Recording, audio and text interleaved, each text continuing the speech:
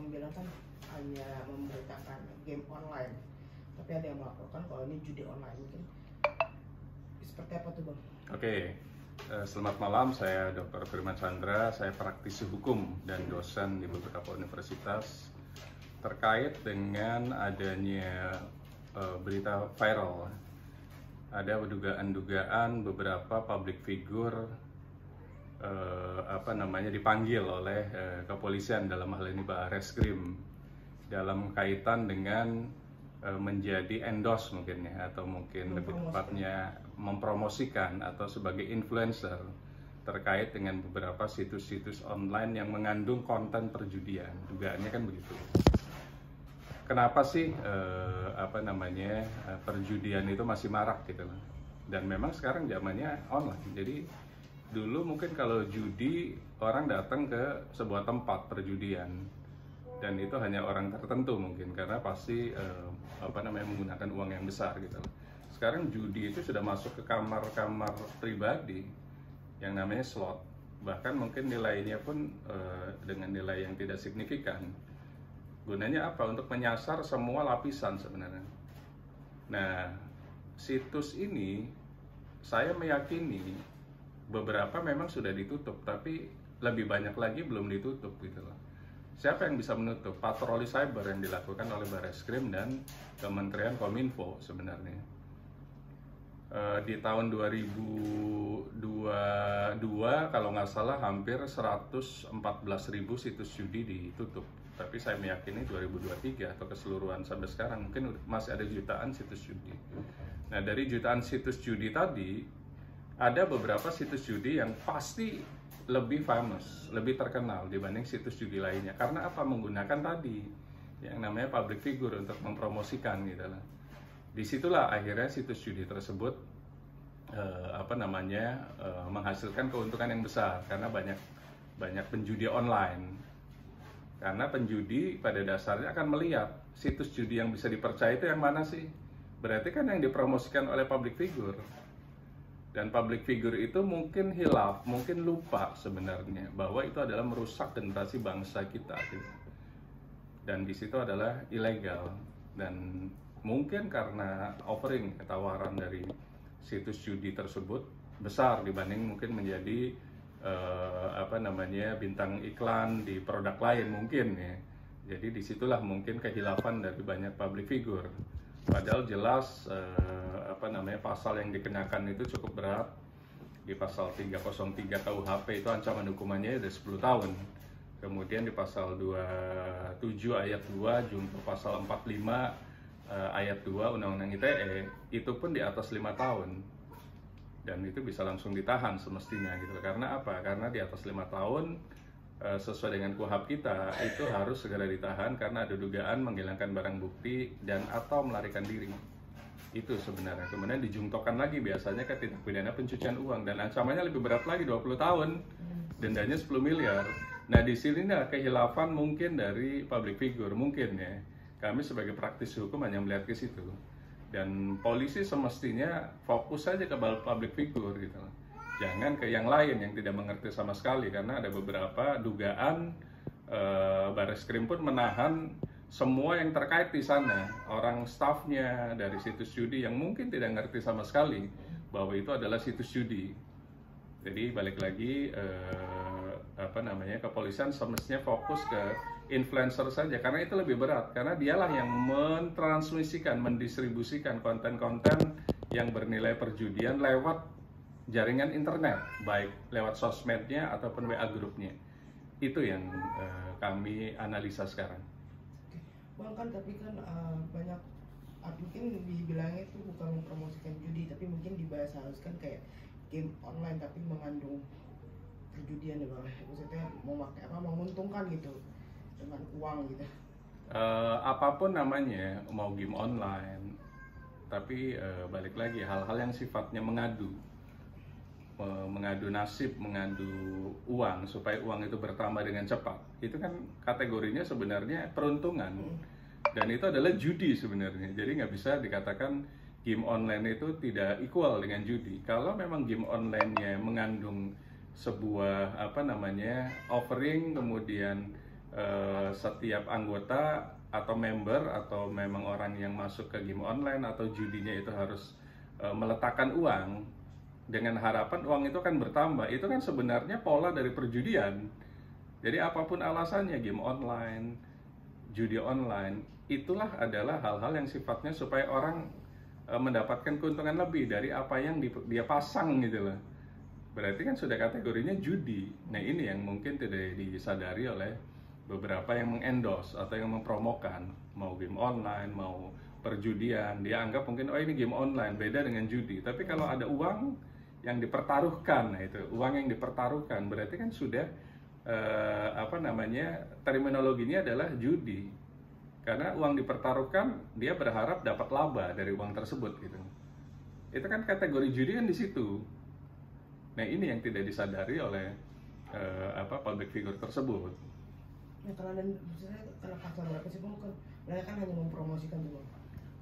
Justru pasalnya yang akan berat gitu, karena dia yang mendistribusikan, dia yang mentransmisikan konten-konten yang bernilai perjudian. Disitulah kenanya pasal yang masuk di konstruksi hukumnya adalah pasal 27 ayat 2 dan jungtonya pasal 45 ayat 2 Undang-Undang ITE. Kenanya di sana ancaman hukumannya 6 tahun dengan denda 1 miliar. Artinya apa? Kalau memang sudah dilakukan penyelidikan, pasti akan segera dinaikkan penyidikan. Kalau sudah penyidikan, automatically akan menjadi tersangka orang tersebut gitu. Tinggal polisi bisa cepat atau lambat terhadap kasus-kasus yang viral ini gitu. Maksudnya polisi jangan hanya fokus kepada karyawan-karyawan dari situsnya, semestinya fokusnya siapa yang mempromosikan, karena dengan siapa yang mempromosikan akhirnya situs judi kan lebih terkenal. Nah fokuslah di situ semestinya. Jangan fokus misalnya admin dari situs judi tersebut atau bagian kantornya, pekerja kantor, atau mungkin general officernya atau general affair-nya, itu mestinya dikecualikan menjadi tersangka. Fokus saja ke public figure yang mempromosikan situs judi itu, karena sudah masuk delik pidana penyebaran, mentransmisikan konten yang bernilai perjudian, dan itu ancaman hukumannya langsung bisa ditahan. Bang, apakah yang mempromosikan juga maksudnya melakukan permainan itu atau seperti apa? Nah, kalau dia ikut mempermainkan juga, berarti si yang mempromosikan ini kena 2 pasal, 2 konstruksi hukum. Pertama di pasal 303-nya KUHP-nya. Kemudian ditambahkan jungtonya di Undang-Undang ITE-nya. Namun polisi biasanya akan menambahkan TPPU-nya. Karena apa? Dia mendapatkan. TPPU itu adalah sesuatu tindak pidana hasil dari tindak pidana asal. Tindak pidana asalnya misalnya mulai dari korupsi, penipuan, penggelapan, perjudian, prostitusi, narkotika. Nah itu pidana asalnya. Jadi pasti polisi akan menjungtokan ke tindak pidana pencucian uangnya. Tinggal apakah di pasal 2 yang ancamannya berat 20 tahun denda 10 miliar, atau di pasal 3, atau dia hanya turut serta misalnya di pasal 10 misalnya, dan lain-lain. Polisi lah yang tahu. Jadi public figure ini kalau memang dia ikut main juga, berarti kan mendapat keuntungan. Selain mempromosikan, berarti 3 undang-undang tadi masuk tuh, Undang-Undang ITE masuk, KUHP masuk, Undang-Undang Tindak Pidana Pencucian pun masuk, dan ancaman hukumannya berarti dimaksimumkan 20 tahun. Bang, walaupun ini Bang, dia maksudnya untuk bayaran untuk mempromosikan itu pasti ada kayak kontrak itu. Kalau misalkan di kontraknya hanya mempromosikan game online ini bukan judi online, atau kan setiap kayak kita ingin mempromosikan itu pasti ada kontrak, ada nggak tahu gitu apa yang harus kita lakukan gitu. Nah itu mungkin seperti apa tuh Bang, kalau hanya di kontrak atau di apa itu juga bilang game online gitu, bukan judi online. Oke, kontrak itu adalah dasar nanti. Biarkan penyidik yang akan menentukan bahwa ini perjudian atau enggak sih gitu. Kalau memang penyidik sudah bisa menentukan bahwa ini perjudian, ya berarti kena. Karena apa? Ada uang yang dipertaruhkan di situ gitu loh. Tapi kalau misalnya tidak ada kok, hanya sekedar permainan-permainan biasa, mungkin monopoli lah atau apa gitu kan, ludo lah misalnya kayak gitu, ya mungkin tidak akan masuk di perjudiannya. Jadi biarkan penyidik bekerja untuk bisa mendefinisikan dulu bahwa game online tersebut yang menjadi kontraktual basis dari si public figure tersebut apakah mengandung unsur perjudian atau enggak. Kalau mengandung unsur perjudian berarti memang hanya kamuflase, sebenarnya ini perjudian bukan game online gitu. Artinya kontraknya itu kamuflase, kontrak yang akhirnya menyesatkan, padahal jelas itu adalah perjudian. Dan kenapa public figure itu mau gitu? Ya mungkin bisa jadi offeringnya lebih tinggi dibanding bintang iklan produk lain misalnya gitu. Ya kan hampir 26 apa bisa dibilang kan public figure yang terseret dalam game online inilah. Nah itu banyaknya artis public figure yang tergiur dengan mempromosikan game online. Iya. Gimana tuh Bang tanggapannya? Ya karena mungkin itu lagi artinya pembanding gitu. Sekarang lagi zaman teknologi, semuanya mengejarnya di hal-hal yang sifatnya teknologi. Jadi kalau dia mencoba menjadi bintang iklan atau endorse yang di luar itu, mungkin bisa jadi honorariumnya lebih rendah. Tapi pada saat masuk ke teknologi, mungkin honorariumnya lebih tinggi. Makanya seyogyanya public figure pun harus baca detail semestinya kontraknya supaya tidak salah gitu, dan supaya tidak masuk ke sebuah pelanggaran atau ilegal kegiatan ilegal.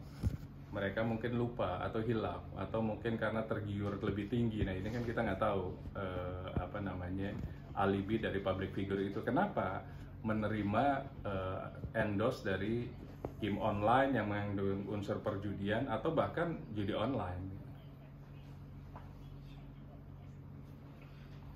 Apalagi dengan mungkin bayarannya fantastis ya, makanya harus banyak yang tergiur dengan 10 sampai 100 juta gitu. Bisa jadi, ya itu ujungnya kan kenapa berani gitu, berarti kan ada honorarium yang lebih besar dibanding kalau dia endorse atau influencer atau promo produk lain. Biarkan polisi penyidik yang bekerja, apa alibi dan motif dari public figure tersebut menjadi atau mempromosikan judi online atau game online. Oke, berarti data itu harus benar-benar dipanggil Bang untuk apa? Harus supaya diklarifikasi apa sih gitu loh substantifnya itu. Kalau memang ternyata tidak ada hubungan dengan judi harus segera dilepaskan.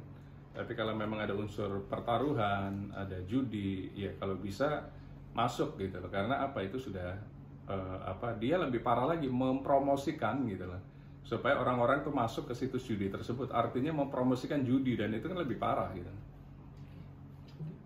Oke, terima kasih Bang. Himbauannya. Satu, public figure lagi-lagi harus belajar hukum perikatan agar apa, tahu hak dan kewajiban, maksud dan tujuan, kemudian kalau dispute ke pengadilan atau ke arbitrase kalau musyawarah mufakat tidak tidak tercapai. Jadi sekali lagi jangan mudah tergiur dengan iming-iming honorarium yang besar. Harus dipelajari dulu, screening dulu agar tidak masuk sebagai influencer atau endorse dari kegiatan ilegal yang diharamkan di Republik Indonesia ini. Itu. Oke, Bang.